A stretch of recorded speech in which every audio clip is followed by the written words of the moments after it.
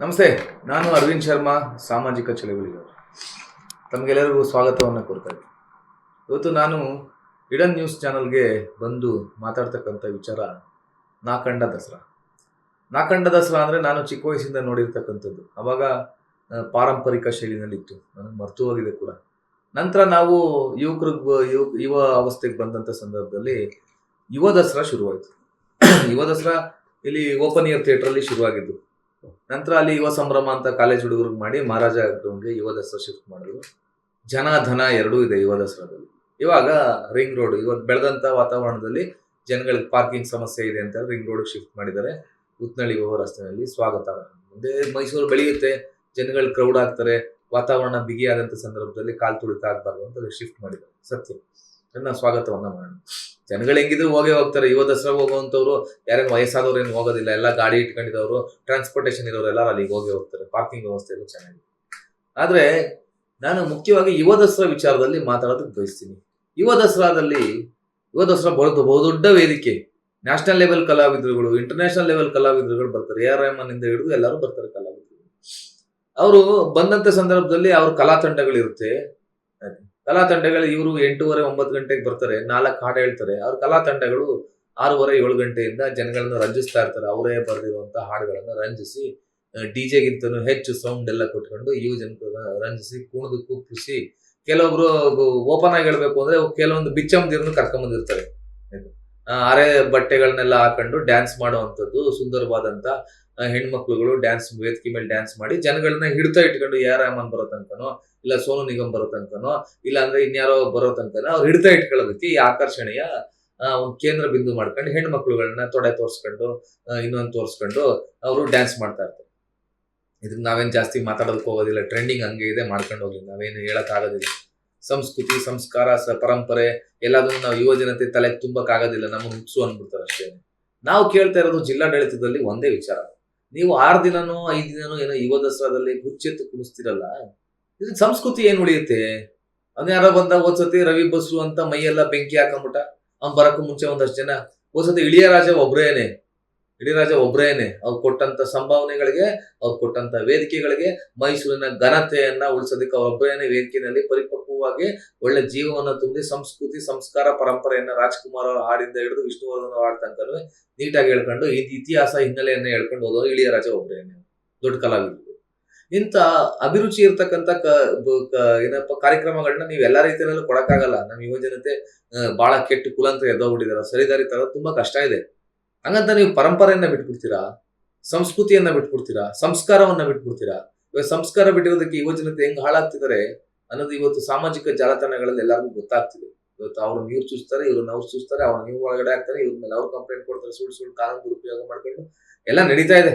ಸಮಾಜದಲ್ಲಿ ದೊಡ್ಡ ತಲೆನೋವು ಆಗ್ಬಿಟ್ಟಿದೆ. ಈ ತಲೆನೋವನ್ನ ತಪ್ಸೋದ್ ಹೆಂಗೆ? ನಾವು ಜಿಲ್ಲಾಡಳಿತಕ್ಕೆ ವಿಶೇಷವಾದಂತ ಮನವಿ ಮಾಡ್ಕೊತಾ ಇದೀವಿ. ನಿಮ್ಗೇನು ನಿಮ್ಮ ಕಾರ್ಯಕರ್ತರುಗಳಿಗೆ ಮೈಸೂರಿನ ಉಸ್ತುವಾರಿ ಸಚಿವರು ಯಾರೇ ಆಗ್ಲಿ, ಅವ್ರ ಕಾರ್ಯಕರ್ತರುಗಳು ದೊಡ್ಡ ದೊಡ್ಡ ಹೀರೋಯಿನ್ಗಳು ಬಂದಾಗ ಅವ್ರ ಫೋಟೋ ತೆಗೆಸ್ಕೋಬೇಕು, ಅವ್ರ ಹಿಂದೆ ಮುಂದೆ ಓಡಾಡ್ಬೇಕು, ಆ ಕಲಾವಿದರುಗಳ ಜೊತೆ ಓಡಾಡ್ಬೇಕು, ಅವ್ರು ರ್ಯಾಡಿಸನ್ ಬ್ಲೂನಲ್ಲ, ಇವ್ರು ಬಂದ್ರೆ ರ್ಯಾಡಿಸನ್ ಬ್ಲೂನಲ್ಲಿ ಉಳಿಸ್ತೀರಾ? ಲಲಿತ್ ಮಾಲ್ ಅಲ್ಲಿ ಉಳಿಸ್ತೀರಾ? ಇವ್ರಿಗೆಲ್ಲ ಕಿಕ್ ಬ್ಯಾಕ್ ಸಿಗುತ್ತಲ್ವಾ? ಎ ಆರ್ ರೆಹಮಾನ್ ಬಂದು ಎಷ್ಟು ವರ್ಷ ಆಯ್ತು? 4 ಕೋಟಿ ತನಕ ನಿಮ್ಗೆ ಆಡಿಟರ್ ರಿಪೋರ್ಟ್ ಏನಾದ್ರು ಮಾಡಿಟ್ಟಿದ್ದೀರಾ ನೀವು? ಇಲ್ಲ, ನಿಮ್ ಕೈಲಿ ಮಾಡಕ್ ಆಗಿಲ್ಲ. ಯಾಕೆ ಕಿಕ್ ಬ್ಯಾಕ್ ಕೊಟ್ಟಿಲ್ಲ ನಿಮ್ಗೆ ಇನ್ನೂ? ಅವ್ರ ಪಿ ಹಿಡಿಯೋದೇ ಕಷ್ಟ ನಿಮ್ಗೆ. ಎ ಆರ್ ರೆಹಮಾನ್ ಪಿ ಹಿಡಿಯೋದೇ ಕಷ್ಟ. ಇಂದ ಎ ಆರ್ ರೆಹಮಾನ್ ಎಲ್ಲಿ ಹಿಡಿತೀರಾ ನೀವು? ಆಗಲ್ಲ ನಿಮ್ ಕೈನಲ್ಲಿ. ಆಯ್ತು, ಇದು ಒಂದು ಭಾಗ. ನಾವು ಇದು ಹೆಚ್ಚು ಚರ್ಚೆ ಮಾಡಿದ್ರೆ ತೀರಾ ಕೊಚ್ಚೆ ಮೇಲೆ ಕಲ್ಲಾಕ್ದಂಗೆ ಆಗ್ಬಿಡ್ತದೆ. ನಮಗೂ ಬೇಜಾರಾಗುತ್ತೆ. ನಮ್ಗೆ ನೀವೇನಾರು ಮಾಡ್ಕೊಂಡು ಹೋಗಿ, ನಾವು ವಿಚಾರಕ್ಕೆ ಬರೋದಿಲ್ಲ. ಇನ್ನು ಬದಲಾವಣೆ ಆಗೋದು ತುಂಬಾ ಕಷ್ಟ ಇದೆ. ಅದನ್ನ ಪ್ರಯತ್ನ ಮಾಡೋದು ನಮ್ಮ ಪ್ರಯತ್ನ. ನಾವು ಅಷ್ಟೇನೆ. ನಾವು ಜಿಲ್ಲಾಡಳಿತಕ್ಕೆ ನಾವೊಂದು ಸಭೆ ಮಾಡಿದ್ವಿ. ಸಭೆಯಲ್ಲಿ ನಮ್ಮ ಹಕ್ಕೊತ್ತಾಯ ಏನು ಅಂತಂದ್ರೆ, ಹಕ್ಕೊತ್ತಾಯ ಮನವಿ ಎಲ್ಲ ಇದು. ನಾವು ಮನವಿ ಮಾಡಿದ್ರೆ ನಾವ್ಯಾಕೆ ನಿಮ್ ಮನವಿ ಮಾಡ್ಕೋಬೇಕು? ನೀವು ನಮ್ಮ ಮನೆ ಮುಂದೆ ಬಂದ್ಬಿಟ್ಟು ಓಟಿಗೆ ಮನವಿ ಮಾಡ್ಕೊಂಡಿದ್ದು. ನಾವೆಲ್ಲ ಮನವಿ ಎಲ್ಲ ಇಲ್ವಲ್ಲ. ಹಕ್ಕೊತ್ತಾಯ ಪದೇ ಹೇಳ್ತೀನಿ, ಹಕ್ಕೊತ್ತಾಯ. ನಮ್ಮ ಹಕ್ಕನ್ನ ಒತ್ತಾಯದಿಂದ ಮಾಡ್ತಾ ಇದೀವಿ ನಾವು. ಈ ಪದವನ್ನ ತಿಳ್ಕೊಳ್ಳಿ, ಈ ಪದ ತೀವ್ರತೆ ಸಾಂದ್ರತೆಯನ್ನು ತಿಳ್ಕೊಳ್ಳಿ. ಯುವ ದಸರಾ ಜನ ಧನ ಎರಡೂ ಇದೆ. ಯುವ ದಸರಾದಲ್ಲಿ ಜನಗಳು ಬರ್ತಾರೆ, ಧನನೂ ಇದೆ. ನೀವು ಕೋಟಿಯನ್ನ 2 ಹಾಡು 3 ಹಾಡು ಹೇಳ ಬಿಚ್ಚಮ್ದಿರ್ ಕರ್ಕೊಂಡ್ಬಿಟ್ಟು 2 ಹಾಡು 3 ಹಾಡು ಕೊಡ್ತಿರಲ್ಲ ನೀವು. ನಿಮ್ಗೆ ಆತ್ಮಸಾಕ್ಷಿ, ಆತ್ಮಪ್ರಜ್ಞೆ ಅನ್ನೋದು ಇದ್ರೆ, ಮೈಸೂರು ಹಾಗೂ ಚಾಮರಾಜನಗರ, ಹಳೆ ಮೈಸೂರು ಭಾಗ ಹಾಗೂ ಉತ್ತರ ಕರ್ನಾಟಕದಲ್ಲಿ ಜಾನಪದ ಕಲಾವಿದರುಗಳಿದ್ದಾರೆ. ಹಳೆ ಮೈಸೂರು ಭಾಗದಲ್ಲಿ ನಿಮ್ಗೆ ಕಂಸಾಳೆ ಇದೆ, ಡೊಳ್ಳು ಕುಣಿತ ಇದೆ, ಆಮೇಲೆ ಮಾದಾಪುರ ಮೇಲೆ ಹಾಡು ಕಟ್ಟಿರೋ ಹಾಡುಗಳಿದ್ದಾವೆ, ಆಮೇಲೆ ಮಂಟೇಸ್ವಾಮಿಯ ಕಾಲಜ್ಞಾನಿ ಮಂಟೇಸ್ವಾಮಿ ಅವತ್ತೇ ಹೇಳಿದ್ರು 75 ವರ್ಷದ ಮುದ್ಕಂಗೆ 15 ವರ್ಷ ಹುಡುಗಿಬೇಕು ಅಂತ. 15ನೇ ಶತಮಾನದಲ್ಲಿ ಮಂಟೇಸ್ವಾಮಿ ಅವರು ಹೇಳಿದ್ರು ಅತ್ತೆ ಸೊಸೆ ಕೆಳಗಡೆ ಆಗುತ್ತೆ, ಅತ್ತೆ ಮಾತು ಕೆಳಗಡೆ ಆಗುತ್ತೆ, ಸೊಸೆ ಮಾತು ಮೇಲಾಗುತ್ತೆ ಅಂತ ಅವತ್ತೇ ಹೇಳಿದ್ರು. ಇವತ್ತು ನಡೀತಾ ಇದೆ ಅದು. ಕಾಲಜ್ಞಾನಿ ಮಂಟೇಸ್ವಾಮಿ ಹೇಳಿರೋದು. ಆಡಿದವರ ಮನವ ಬಲ್ಲೆ, ನೀಡಿದವರ ನಿಜವ ಬಲ್ಲೆ. ಎಂತ ಹಾಡು. ಯಾವುದೋ ಹುಡುಗಿ ಹಾಡು ಹೇಳಿದ್ದಾರೆ, ನಮ್ ಕಲಾವಿದ್ರು ಹಾಡು ಹೇಳಿದ್ದಾರೆ. 1.5 ಕೋಟಿ ಜನ ನೋಡಿದ್ದಾರೆ ಯೂಟ್ಯೂಬ್ ಅಲ್ಲಿ. 1.5 ಕೋಟಿ ಜನ. ಯಾಕಿಂತ ಹಾಡುಗಳನ್ನೆಲ್ಲ ನೋಡೋದಿಲ್ಲ? ನಾಲ್ವಡಿಯವ್ರ ಮೇಲೆ ಮರೆಯೋದುಂಟೆ ಮೈಸೂರು ದೊರೆಯ ನಾಲ್ವಡಿಯವ್ರು ಮಾಡಿರುವಂತ ಕೆಲಸಗಳನ್ನೆಲ್ಲ ಅದನ್ನು ಒಂದು ಹಾಡಲ್ಲಿ ಅನ್ಸೋಗಿ ಸೋಮಶೇಖರ್ ಅವ್ರು ಬರೆದಿದ್ದಾರೆ. ಇದು ನಮ್ಮ ಕರಾಟೆ ಸಿದ್ದರಾಜು ಅವ್ರ ಕಲಾ ತಂಡಗಳು ಪ್ರತಿ ಬಾರಿ ಹೇಳ್ಕೊಂಡು ಬರ್ತಾನೆ ಇದ್ದಾರೆ. ಎಂತ ಹಾಡು. ಗೆಜ್ಜೆ ಪೂಜೆ ದೇವದಾಸಿ ಅಂತ ಅನಿಷ್ಟ ಪದ್ಧತಿಗಳ ದೂಡಿ. ಗೆಜ್ಜೆ ಪೂಜೆ ದೇವದಾಸಿ ಪದ್ಧತಿ ಹೆಂಗಿತ್ತು ಗೊತ್ತಾ? ಅದನ್ನ ಅನುಭವಿಸೋರ್ಗೆ ಗೊತ್ತು. ಅದನ್ನ ನೆನಪಿಸ್ಕೊಂಡವ್ರಿಗೆ ಗೊತ್ತಿದೆ ಅವತ್ತಿನ ಕಾಲದಲ್ಲಿ ಹೆಂಗ್ ನಡೀತಾ ಇತ್ತು. ಅದೆಲ್ಲ ನಾಲ್ವಡಿಯವರು ಒಳ್ಳೊಳ್ಳೆ ಕೊಡುಗೆ ಕೊಟ್ಟಿದ್ದಾರೆ, KRS ಕೊಟ್ಟಿದ್ದಾರೆ. ಇವೆಲ್ಲ ಯೋಜನೆ ಗೊತ್ತಾಗ್ಬೇಕಲ್ವಾ? ದುಡ್ಡು ಕೊಟ್ಟರೆ ಬೇಕಾದ್ದು ಸಿಗುತ್ತೈತೆ ಈ ಜಗದಲ್ಲಿ ಕಾಣ. ಹೆಡ್ದ ತಾಯಿಯನ್ನು ಕಳ್ಕೊಂಡ ಮೇಲೆ ಮತ್ತೆ ಸಿಗುವಳೇನ, ತಮ್ಮ ಮರಳಿ ಬರುವಳೇನ. ತಾಯಿನ ಕಳ್ಕೊಂಡಾದ್ಮೇಲೆ ಮತ್ತೆ ಸಿಗ್ತಾಳ, ಮತ್ತೆ ಬರ್ತಾಳ? ಪ್ರಪಂಚದಲ್ಲಿ ಏನ್ ಬೇಕಾದ್ರೂ ದುಡ್ಡು ಕೊಟ್ಟು ತಗೋಬಹುದು. ತಂದೆ ತಾಯಿನ ಮಾತ್ರ ತಗೊಳಕ್ಕಾಗಲ್ಲ. ಯಾವ್ದೊಂದ್ ಬೇಕಾದ್ರೆ ಕೊಟ್ಟು ದುಡ್ಡು ತಗೋಬಹುದ್ರಿ. ನೆಮ್ಮದಿ ಬೇಕು ಅಂದ್ರೆ ನೀವು ರೆಸಾರ್ಟ್ ದುಡ್ಡು ಕೊಟ್ಬಿಡೋದ್ರೆ ನೆಮ್ಮದಿ ಸಿಗುತ್ತೆ. ಎಲ್ಲಾ ತರದ ನೆಮ್ಮದಿನೂ ಸಿಗುತ್ತೆ ನಿಮ್ಗೆ. ಆಯ್ತಾ? ಫಾರಿನ್ ಹೋದ್ರೆ ನೆಮ್ಮದಿ ಸಿಗುತ್ತೆ, ತಂದೆ ತಾಯಿ ಸಿಗಲ್ಲ. ಅದನ್ನ ಒಂದು ಹಾಡಲ್ಲಿ ಜಾನಪದ ಕಲಾ ಪ್ರಕಾರದಲ್ಲಿ ಹಾಡು ಹೇಳಿದಾರಲ್ಲ, ಆದಿಜ್ಯೋತಿ ಬನ್ನಿ, ಇದೆಲ್ಲ ಟ್ರೆಂಡಿಂಗ್ ಹಾಡುಗಳಿದಾವೆ. ನೀವೇನ್ ಅನ್ಕೊಬಿಟ್ಟಿದ್ದೀರ ರಾಜಕಾರಣಿಗಳು? ಟ್ರೆಂಡಿಂಗ್ ಹಾಡು ಕೆಲವೊಂದು ಯುವಕರಿಗೆ ಆಕರ್ಷಣೆ ಆಗಿರೋದು ಬಂದು ನಾವು ವೇದಿಕೆ ಮೇಲೆ ಬಂದು ಜನಗಳು ಸೇರ್ತಾರೆ, ನಮ್ ವೇದಿಕೆ ಮೇಲೆ ಟಾಟಾ ಮಾಡ್ಬಿಟ್ಟು ಹೊಟ್ಟೋಗ್ಬಿಡ್ಬೋದು. ಅಂದ್ರೆ ಈ ಜಾನಪದ ಕರ್ನಾಟಕ ಜಾನಪದ ಅಂತ ಮಾಡ್ರಿ ನೀವು. ಇಡೀ ಕರ್ನಾಟಕದಲ್ಲಿ, ಉತ್ತರ ಕರ್ನಾಟಕದಲ್ಲಿ ಒಳ್ಳೊಳ್ಳೆ ಹಾಡುಗಳಿದಾವೆ. ಈ ಕಡೆ ದಕ್ಷಿಣ ಕರ್ನಾಟಕದಲ್ಲಿ ಹಳೆ ಮೈಸೂರು ಭಾಗದಲ್ಲಿ ಒಳ್ಳೊಳ್ಳೆ ಹಾಡುಗಳಿದಾವೆ. 20-25 ಹಾಡು ಸಿಗುತ್ತೆ. ಇದಕ್ಕೆ ಪ್ರೋತ್ಸಾಹನ ಕೊಟ್ಟಂಗಾಗುತ್ತೆ. ಮುಂದಿನ ದಿನಗಳಲ್ಲಿ ಇಂಥ ಟ್ರೆಂಡಿಂಗ್ ಹಾಡುಗಳನ್ನೆಲ್ಲ ಬರೀತಾರೆ. ಸಾಹಿತ್ಯ ಜಾನಪದ ಅಂತಂದ್ರೆ ಯಾವ್ದೋ ಹುಚ್ಚುಚ್ಚಾಡ್ದಂಗೆ ಡಬಲ್ ಮೀನಿಂಗ್ ಇರುವಂತ ಇವತ್ತಿನ ಟ್ರೆಂಡಿಂಗ್ ಎಲ್ಲ ಆ ಜಾನಪದ ಎಲ್ಲ ಒಪ್ಕೊಳ್ಳೋದಿಲ್ಲ. ನೈಜ ಜಾನಪದವನ್ನ, ತಾತ್ವಿಕವಾದಂತ ಜಾನಪದಗಳನ್ನ, ಆಯ್ತಾ, ಅದಕ್ಕೆ ಇವತ್ತಿನ ಟ್ರೆಂಡಿಂಗ್ ರ್ಯಾಪ್ ಸಾಂಗ್ ಅಲ್ಲಿ ಹಾಡೋ ರೀತಿಯಲ್ಲಿ ಹಾಡೋ ಅಂತ ಶಕ್ತಿ ಸಾಮರ್ಥ್ಯ ನಮ್ಮ ಸ್ಥಳೀಯ ಕಲಾವಿದರುಗಳಿಗೂ ಇದೆ. ಒಳ್ಳೆ ಫೇಸ್ ವ್ಯಾಲ್ಯೂ ಇರುವಂತ ಕಲಾವಿದರುಗಳಿಗೂ ಇದೆ. 7 ಮಲೆ ಮೇಲೇರಿ ಕುಂತಾನಪ್ಪ ಮಾದೇವ, ಇದಕ್ಕೇನು ಕುಣಿಯಲ್ವಾ ಜನಗಳು ಹುಚ್ಚೆದ್ದಿ? ಇಂಥ ಹಾಡುಗಳನ್ನ ಆಡ್ಸೋದಕ್ಕೆ ನಮ್ಮ ಸ್ಥಳೀಯ ಕಲಾವಿದರುಗಳ ನೀವು ದಸರಾದಲ್ಲಿ ಏನ್ ಕೊಡ್ತೀರಾ? 20,000 ಅಷ್ಟೇ ರೀ ನೀವು ಕೊಡೋದು. 20,000-30,000 ಅಷ್ಟೇ. ಅವನ ಆಟೋಕ್ ಕೊಡ್ತಾನ ಪಾಪ, ಅವ್ನ್ ಟೀ ಕಾಫಿ ಕುಡ್ಕತಾನ. 10 ಜನ ಕಲಾವಿದರುಗಳು ಕೊಡ್ತಾನೆ 2,000, 3,000. ಏನ್ ಸಿಗತ್ರಿ ಇದ್ರಲ್ಲಿ? ಇದಕ್ಕಷ್ಟು ಗೋಗರಿಬೇಕು. ಇದಕ್ ಗೋಗರಿಯೋದಕ್ಕೆ ನಿಮ್ಗೆ 1-1.5 ಸಾವಿರ ರೂಪಾಯಿ ಪೆಟ್ರೋಲ್ ಖರ್ಚು ನಿಮ್ ಇಲಾಖೆ ಕೊಡೋ ಅಷ್ಟೊಳಗೆ.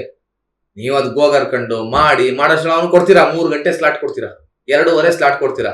ಆಯ್ತಾ? ಯಾರು ಇರೋದಿಲ್ಲ ಅಲ್ಲಿ ಜಗನ್ಮೋಹನ ಪ್ಯಾಲೇಸ್ ಅಲ್ಲಿ. ಈಚೆಗೆ ಬಂದು ನೋಡಿದ್ರೆ ಒಂದು ನಾಯಿ ಬೊಗಳ್ತಾ ಇರೋದಷ್ಟೇ, ಯಾರು ಇರೋದಿಲ್ಲ. ಎಲ್ಲ ಊಟಕ್ಕೆ ಹೋಗಿರ್ತಾರೆ. ಆಯ್ತಾ? ಇಂಥದ್ ಬೇಡ. ಜನಪದ ಹಾಡು ಹೇಳೋರು ಕೂಡ ನೀವ್ ಏನ್ ಅನ್ಕೊಬಿಟ್ಟಿದ್ರೆ ಜನಪದ ಕಲಾವಿದರಿಗೆಲ್ಲ ಕೊಟ್ಬಿಟ್ರೆ ಜನಗಳು ಬರ್ತಾರ್ರಿ. ಟ್ರೆಂಡಿಂಗ್ ಅಲ್ಲಿ ಇರೋದ್ ಕೊಡ್ರಿ. ಅನ್ಯಾಯಕಾರಿ ಬ್ರಹ್ಮ ಈ ಸುಂದರನ ಸನ್ಯಾಸಿ ಮಾಡಬಹುದೆಂದ್ರೆ ಟ್ರೆಂಡಿಂಗ್ ಇಲ್ವಾ? ಟ್ರೆಂಡಿಂಗ್ ಇರೋ ಹಾಡುಗಳನ್ನ ಕೊಡಿ. ನೀವು ಆಯ್ದ ಭಾಗಗಳು ನಾವು ಕನ್ನಡ ಸಂಸ್ಕೃತಿ ಇಲಾಖೆ ಅವ್ರ ಜೊತೆ ಮಾತಾಡಿದೀವಿ. ಅವ್ರ ಸಂಯೋಜನೆ ಮಾಡ್ಕೊಡೋ ಶಕ್ತಿ ಇದೆ ಅವ್ರಿಗೆ. ಸುದರ್ಶನ್ ಅವ್ರ ಹತ್ರ ಮಾತಾಡಿದೀವಿ, ಜಂಟಿ ನಿರ್ದೇಶಕ ಮಲ್ಲಿಕಾರ್ಜುನ ಸ್ವಾಮಿ ಅವ್ರ ಹತ್ರ ಮಾತಾಡಿದೀವಿ. ಆಯ್ತು, ನಮ್ ಜಿಲ್ಲಾಡಳಿತ ಹೇಳಿದ್ರೆ ನಾವು ಒಳ್ಳೆ ಹಾಡುಗಳನ್ನ ಕೊಡೋಣ ಅನ್ನೋ ರೀತಿಯಲ್ಲಿ ನಮ್ಗೆ ಸ್ಪಂದನೆ ಕೊಟ್ಟಿದ್ದಾರೆ. ನೀವು ಜಿಲ್ಲಾಡಳಿತ ಇದನ್ನ ಮಾಡ್ಬೇಕು. ನಾವು ಈ ವಿಚಾರದಲ್ಲಿ ಮುಂದಿನ ದಿನಗಳಲ್ಲಿ ಪ್ರತಿಭಟನೆ ಮಾಡ್ಬೇಕು ಅನ್ಕೊಂಡಿದೀವಿ. ಒಂದು ದಿನ ಕರ್ನಾಟಕ ಜಾನಪದ, ಒಂದು ದಿನ ಜನಗಳು ಬರ್ತಾರೆ. ಜನಗಳು ಏನ್ ಬಂದ್ಬಿಡು ರೇ, ಜನಗಳು ನೋಡ್ಕೊಂಡ್ ಬರೋದಿಲ್ಲ. ಅಲ್ಲಿ ಮೇನ್ ಇರೋರು ನೋಡ್ಕೊಂಡ್ ಬಂದೇ ಬರ್ತಾರೆ. ನಿಮ್ಗೆ 1 ಲಕ್ಷ ಜನ ಸೇರ್ತಾರಲ್ಲಿ. ಆಮೇಲೆ ಇನ್ನೊಂದೇನು ಅಂದ್ರೆ, ಯುವ ದಸರಾದಲ್ಲಿ ನಾನು ಕಳೆದ ಬಾರಿ ಗಮನಿಸಿದ್ದೆ, ಮುಖ್ಯವಾಗಿ ಮೈಸೂರಿನ SP ಸೂಪರಿಂಟೆಂಡೆಂಟ್ ಆಫ್ ಪೊಲೀಸ್ ಹೇಳ್ತಾ ಇದ್ದೀನಿ, ಅಲ್ಲಿ ಖಾಸಗಿ ಜಾಗಗಳಿದಾವಲ್ಲ, ಖಾಸಗಿ ಜಾಗಗಳಲ್ಲಿ ಕೆಲವೊಬ್ರು ಅಕ್ರಮವಾಗಿ ಪಾರ್ಕಿಂಗ್ ಚಾರ್ಜ್ ಅನ್ನ ವಸೂಲಿ ಮಾಡ್ತಾ ಇದ್ದಾರೆ. ಯಾವುದೇ ಅನುಮತಿಯನ್ನ ಇಲ್ದಾನೆ 10 ರೂಪಾಯಿ 20 ರೂಪಾಯಿ. ಗಾಡಿ ಎಲ್ಲ ತುಂಬಾ ಆದ್ಮೇಲೆ ದುಡ್ಡು ಇಸ್ಕೊಂಡು ರೈಟ್ ಹೇಳ್ತಾ ಇರ್ತಾರೆ. ಅವ್ರು ಗಾಡಿನ ನೋಡ್ಕೊಳ್ಳಲ್ಲ, ಏನು ನೋಡ್ಕೊಳ್ಳೋದಿಲ್ಲ. ನಮ್ದು ಜಾಗ ಅಂತಾರೆ. ಅವ್ನು ಯಾವನ ಇರ್ತಾನೆ, ಅವ್ನು ಇಲ್ವೇ ಇರೋದಿಲ್ಲ ಅಲ್ಲಿ ಜಾಗದಲ್ಲಿ. ಆ ಸರ್ಕಾರಿ ಜಾಗನೋ ಖಾಸಗಿ ಜಾಗನೋ ಯಾರಿಗೂ ಗೊತ್ತಿರೋದಿಲ್ಲ. ಸ್ಥಳೀಯ ಇಲಾಖೆ ಪರ್ಮಿಷನ್ ತಗೊಂಡಿರೋದಿಲ್ಲ. ಪಟ್ಟಣ ಪಂಚಾಯತ್ ಪೊಲೀಸ್ ಇಲಾಖೆ ಗಮನ ಕೊಟ್ಟಿರೋದಿಲ್ಲ. ವಸೂಲಿ ಮಾಡ್ಕೊಂಡು ಹೋಗ್ತಾ ಇದ್ದಾರ್ರಿ. ಇದನ್ನ ತಡೆ ಹಿಡಿಸಿ ಕಳೆದ ಬಾರಿನೇ ಹೇಳಿದೀನಿ ನಾನು. ಆಮೇಲೆ ಈ ಸತಿ ಹೂವು ಜುಲ್ಲ ಇದೆಯಲ್ಲ, ಸ್ಟ್ರಿಕ್ಟ್ ಆಗಿ ಬಂದ್ ಮಾಡಿ. ಆಮೇಲೆ ನಾನು ಮನವಿ ಕೊಟ್ಟಿದ್ದೆ ಚಂದ್ರಗುಪ್ತ ಅವರಿದ್ದಾಗ 4 ಚಕ್ರ ವಾಹನಗಳನ್ನ 2 ಚಕ್ರ ವಾಹನ ಬಂದ್ ಮಾಡಿ. ನೀವು ದಸರಾ ಹತ್ತತ್ರ ಬಂದಾಗ ಇಡೀ ಮೈಸೂರಲ್ಲಿ ಸಿಟಿ ಸರೌಂಡ್ಸ್ ಅಲ್ಲಿ ನಡ್ಕೊಂಡು ಓಡಾಡ್ಲಿ ರೀ. ಮೈಸೂರು ಸೊಬಗಿನ ಲೈಟಿಂಗ್ಸ್ ನಡ್ಕೊಂಡು ಓಡಾಡ್ಕೊಂಡು ನೋಡ್ಲಿ. ಬರೀ 4 ಚಕ್ರ ವಾಹನ ಅಲ್ಲ, ದ್ವಿಚಕ್ರ ವಾಹನವನ್ನು ಬಂದ್ ಮಾಡಿ. ನೀವು 6ರಿಂದ 10 ಗಂಟೆ ತನಕ ಯಾರನ್ನೆಲ್ಲ ನಡ್ಕೊಂಡು ಓಡಾಡ್ಲಿ. ಇಲ್ಲಾಂದ್ರೆ ನಿಮ್ ಮ್ಯಾನ್ ಪವರ್ ಎಷ್ಟು ವೇಸ್ಟ್ ಆಗುತ್ತೆ. ಟ್ರಾಫಿಕ್ ಸಿಬ್ಬಂದಿ ಎಷ್ಟು ತಲೆನೋವು ಬರ್ತಾರೆ. ಅಲ್ಲೆಲ್ಲ ಗಾಡಿ ನಿಲ್ಲಿಸ್ತಾರೆ, ನಡ್ಕೊಂಡು ಓಡಾಡ್ತಾರೆ. ಪಬ್ಲಿಕ್ ಟ್ರಾನ್ಸ್ಪೋರ್ಟ್ ಅಲ್ಲಿ ಬರ್ತಾರೆ, ಬೇಕಾದವ್ರು ಬರ್ತಾರೆ, ಸಾಕಾದವ್ರು ಹೋಗ್ತಾರೆ. ಯಾಕೆ ತಲೆ ಕೆಡಿಸ್ಕೊಳ್ಳೋದು? ಯಾಕೆ ನೀವು ಟೆನ್ಷನ್ ಮಾಡ್ಕೊತೀರಾ? ಇವಿಷ್ಟು ಒಂದು ಮಾಡಿ ಅಂತ ನಾನು ಈ ಮೂಲಕ ಒತ್ತಾಯವನ್ನ ಮಾಡ್ತಿದ್ದೀನಿ. ಧನ್ಯವಾದ.